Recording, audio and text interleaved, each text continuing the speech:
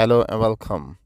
In this video, I will be demonstrating you how to replace a Toyota Auris hybrid key battery. Well, all the Toyota keyless batteries are the same.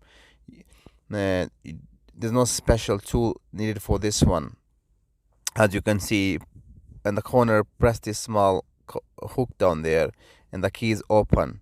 Once the key is open, either you can use your own key to pull this plastic cover off, or you can use small screwdriver.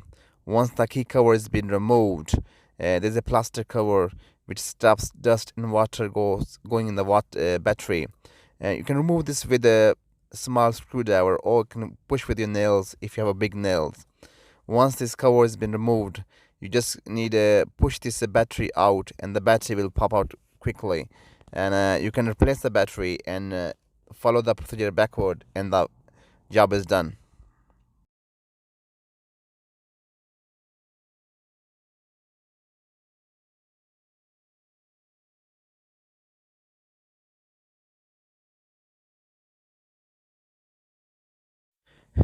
When you try to remove this battery, make sure you use a light small force.